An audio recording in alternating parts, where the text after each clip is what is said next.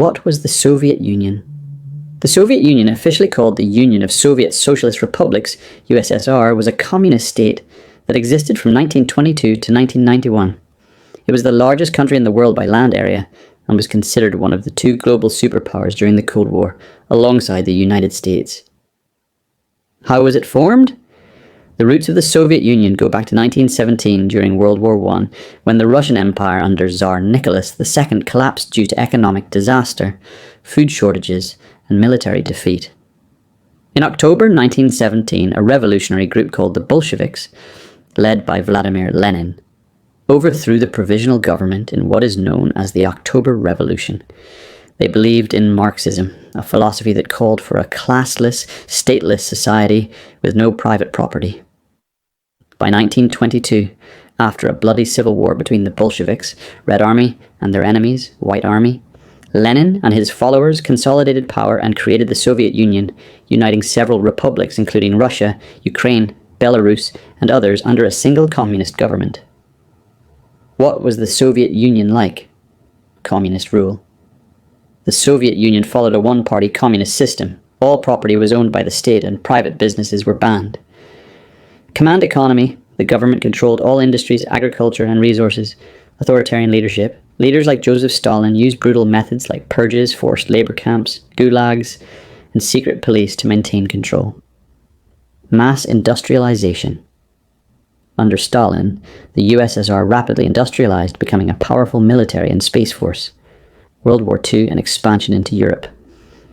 In 1939, the USSR signed a non-aggression pact with Nazi Germany, but when Hitler broke the pact and invaded in 1941, the Soviet Union became a key part of the Allied forces. By the end of World War II, the Soviet Union had pushed the Nazis out of Eastern Europe. After Germany's defeat in 1945, the USSR installed communist governments in many Eastern European countries, like Poland, East Germany, Hungary, Romania, and Bulgaria. These countries became part of the Eastern Bloc, essentially controlled by Moscow. Western Europe, on the other hand, remained capitalist and aligned with the United States and NATO. The Cold War begins. From the late 1940s until 1991, the Soviet Union and the USA were locked in a Cold War, a tense geopolitical struggle without direct war, but with nuclear arms, space race, USSR launched Sputnik first satellite, proxy wars, Korea, Vietnam, Afghanistan, espionage, KGB versus CIA. The USSR tried to spread communism worldwide, while the USA tried to stop it. Europe was divided by the Iron Curtain, East under Soviet influence, West under NATO. Collapse of the Soviet Union, 1991. By the 1980s, the Soviet economy was failing due to central planning inefficiency, costly arms race, war in Afghanistan, public unrest and demand for freedom. Leader Mikhail Gorbachev introduced reforms. Perestroika, economic restructuring. Glasnost, openness or freedom of speech. But instead of fixing the USSR, these reforms led to the unraveling of the system. In 1991, the Soviet Union officially collapsed, and its republics, like Ukraine, Kazakhstan, and the Baltics, became independent countries. Russia became its own nation, and the Cold War ended. Soviet Union, the communist superpower from 1922 to 1991, formed after revolution and civil war in Russia, led by strict regimes.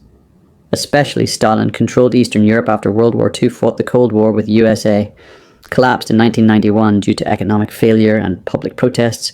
What if the Soviet Union had never fallen? Origins of the Soviet Union, from Tsarist collapse to communist empire. The story of the Soviet Union begins with the downfall of one of history's most powerful empires, the Russian Empire under the Tsars. For centuries, the Romanov dynasty ruled vast territories stretching across Europe and Asia. But by the early 20th century, this empire was plagued by deep inequality, crushing poverty, and political unrest. World War I pushed Russia to the brink. The war was disastrous for the country. Millions of soldiers died. The economy was shattered, and food shortages caused widespread suffering. The Tsarist government, led by Nicholas II, was seen as weak and out of touch with the people's needs. By 1917, the pressure exploded. The February Revolution forced Nicholas II to abdicate, ending over 300 years of Romanov rule. A provisional government took over but failed to address the urgent problems of war, land reform, and worker rights. This failure created an opening for radical change. Enter the Bolsheviks, led by Vladimir Lenin. They promised peace, land, and bread, appealing to soldiers, peasants, and workers desperate for relief. The Bolsheviks staged the October Revolution later that year, overthrowing the provisional government and establishing the world's first communist state. But the birth of the Soviet Union was far from peaceful. The country plunged into civil wars. The Red Army fought against the anti-Bolshevik white forces and foreign interventionists. By 1922, after years of brutal conflict, the Bolsheviks emerged victorious, formally creating the Union of Soviet Socialist Republics, the USSR. This new state was built on communist ideology, emphasizing state ownership of land and industry, collectivization of agriculture, and a one-party system. Lenin's leadership set the foundation, but it was his successor, Joseph Stalin, who would shape the Soviet Union into a superpower, often through ruthless means. The 1920s and 1930s saw massive industrialization and social transformation. The Soviet government launched ambitious 5-year plans, aiming to modernize the economy and strengthen military power. But this came at a cost. Millions faced famine, forced labor, and purges of perceived enemies. Despite this dark side, the USSR rapidly grew in strength, science, and influence. It became a beacon for communist movements worldwide and a direct challenger to capitalist powers in Europe and America. This turbulent beginning set the stage for what would follow, a dramatic clash of ideologies and a global struggle for power. The Soviet Union was no longer just a country recovering from revolution. It was on the path to becoming a dominant force that could one day conquer all of Europe. Stalin's rise in the building of a superpower. After Lenin's death in 1924, a fierce power struggle erupted among the Soviet leadership. Joseph Stalin, once seen as a quiet bureaucrat, outmaneuvered his rivals to emerge as the undisputed leader by the late 1920s. His vision was clear: transform the USSR into an industrial and military giant to withstand any foreign threat. Stalin's rule was marked by brutal policies. He launched forced collectivization of farms, aiming to boost agricultural output but causing widespread famine, most notably the Holodomor in Ukraine, where millions perished. At the same time, Stalin's 5-year plans accelerated industrial growth, focusing on steel, coal, and machinery. To consolidate power, Stalin used purges, show trials, and widespread surveillance to eliminate opposition, real or imagined. The infamous Great Purge of the 1930s removed thousands of party members, military officers, and ordinary citizens, creating a climate of fear. Despite the human cost, the Soviet Union emerged as a more centralized and formidable power, equipped with modern factories and a growing Red Army. Stalin's ruthless leadership laid the groundwork for the USSR's role in the coming global conflicts and its eventual domination of Europe. The Second World War, Soviet survival, and victory. When Nazi Germany launched Operation Barbarossa in 1941, the Soviet Union was caught off guard but not defeated. The war against the Wehrmacht became a brutal test of Soviet resilience and determination. The USSR suffered enormous casualties and destruction but mobilized its vast resources and population for total war. The harsh Russian winter, fierce partisan resistance, and strategic counteroffensives slowed the German advance. Key battles such as Stalingrad and Kursk turned the tide, with Soviet forces pushing the Nazis back steadily. The USSR's ability to endure and then reverse the course of the war surprised even its allies. By 1945, the Red Army was advancing into Eastern Europe, capturing cities and toppling Nazi control. The Soviet Union's victory was costly but decisive, setting the stage for its expansion westward and the shaping of post-war Europe. The fall of Berlin and the Soviet expansion westward. The capture of Berlin in May 1945 marked the symbolic and strategic end of Nazi Germany. For the Soviet Union, it was a moment of triumph and a stepping stone for dominance. Soviet troops marched into Eastern and Central Europe, establishing control over Poland, Czechoslovakia, Hungary, and other countries. These nations soon became satellite states under communist regimes loyal to Moscow. The Red Army's presence was not just military, but political and ideological. The USSR installed puppet governments, suppressed dissent, and integrated these territories into a Soviet sphere of influence. Western allies, exhausted from war and wary of Soviet intentions, allowed this expansion. setting the stage for the Cold War division of Europe into East and West. The Allies' retreat. A lost Western front. As Soviet forces solidified their hold on Eastern Europe, the Western Allies faced limited options. War fatigue, economic strain, and political calculations led them to accept a divided Europe. Western Germany and other parts of Europe remained free but isolated, separated by the so-called Iron Curtain. NATO formed as a defensive alliance, aiming to contain Soviet influence. The loss of Western Europe to Soviet control was seen as a failure by many in the West, but the focus shifted to preventing further expansion. Meanwhile, within Soviet-controlled Europe, the old democracies and monarchies were dismantled, replaced by communist states enforcing strict control over every aspect of life. France under the red flag.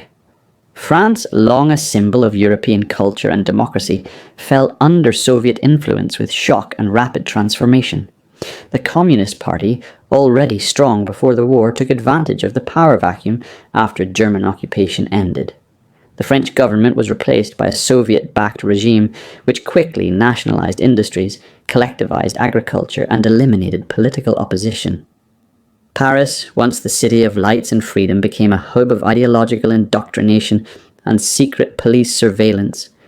Despite harsh repression, underground resistance movements persisted, fueled by nationalism and a desire for freedom. The French people lived under constant fear, but held on to hope that one day their country would return to liberty. The fall of Britain. Revolution from within. Britain's fall was different.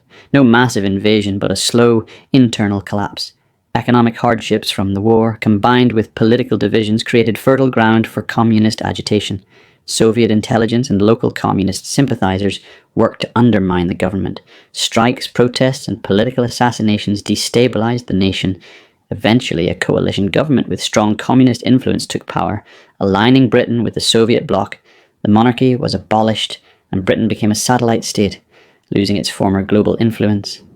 The British public faced shortages, censorship, and a crackdown on dissent, but pockets of resistance survived in the countryside and underground networks.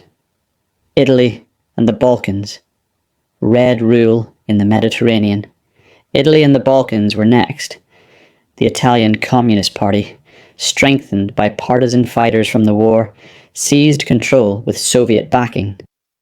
Mussolini's fascist regime was wiped out completely. In the Balkans, a complex patchwork of ethnic groups and national identities posed challenges for Soviet control. Still, through force and strategic alliances, Moscow managed to impose communist governments across Yugoslavia, Albania, Bulgaria, and Romania. The Mediterranean became a strategic front, with Soviet naval bases and airfields securing the southern flank of their European empire. Local cultures were suppressed and millions faced forced labour and political purges. Scandinavia joins the bloc, cold in more ways than one. Sweden, Norway, Denmark, and Finland, known for their neutrality and democratic traditions, were not spared. Through political infiltration, economic pressure, and in some cases, military intervention, Scandinavia was absorbed into the Soviet sphere. Welfare states were replaced with collectivist economies, and dissent was brutally crushed. The region's cold climate mirrored the chilling atmosphere of repression, surveillance, and fear. Yet Scandinavian ingenuity and underground movements kept the spirit of freedom alive, albeit hidden beneath the iron grip of communism. The transformation of Europe. The death of democracy. By the early 1950s, the map of Europe had been redrawn. Democracies were replaced by one-party states, civil liberties were erased, and all forms of opposition were eliminated. The Soviet model was enforced in schools, workplaces, and homes. Propaganda glorified the communist cause, while secret police monitored every citizen's loyalty. Europe's rich cultural diversity was forced into a uniform ideology that demanded conformity and obedience. The vibrant political debates and pluralism that once defined Europe were silenced. For many, hope was a distant memory. For others, a quiet resistance simmered beneath the surface, waiting for the right moment to ignite. Daily life in a Soviet-controlled Europe. Life under Soviet rule was a mix of hardship and control. Cities were heavily monitored, with checkpoints, surveillance cameras, and secret police everywhere. People had limited freedoms, from what they could say, to what they could read or watch. Food and goods were rationed, leading to long lines and shortages. Private property was almost non-existent, replaced by communal living and state-owned factories. Education was focused on communist ideology, training children to be loyal citizens. Despite this, many families preserved their traditions and quietly passed down stories of freedom. Work was mandatory, often in difficult conditions, and failure to comply could mean imprisonment or worse. Yet, amid all this, ordinary people found ways to live, love and hope for a better future, religion and resistance.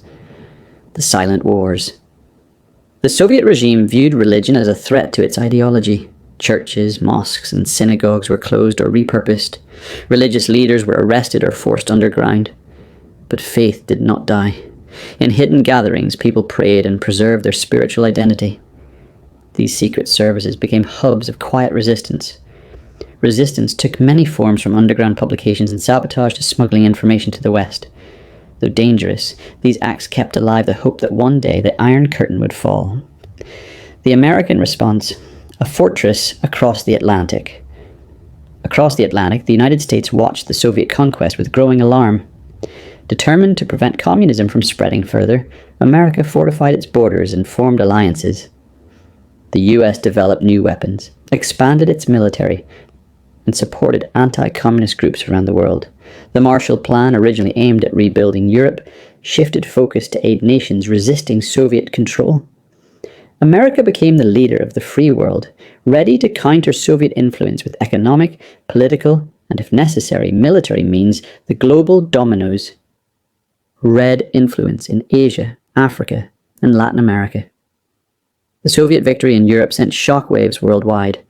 Communist movements in Asia, Africa, and Latin America gained momentum, inspired by Moscow's success. In China, North Korea, Vietnam, and Cuba, Soviet support helped spread communism, igniting proxy wars and revolutions. Africa's liberation movements were divided between Western-backed and Soviet-backed factions, leading to prolonged conflicts and instability. The world was becoming a chessboard of ideologies, with the Soviet Union and the United States as opposing grandmasters. Proxy wars turned hot. The Second Cold War. The struggle between the superpowers soon escalated beyond diplomacy and espionage. Proxy wars erupted in Korea, Vietnam, Angola, and beyond. Battles were fought not by the Soviet or American armies directly, but by local forces armed and funded by each side. These wars caused massive human suffering, but were crucial in the global balance of power.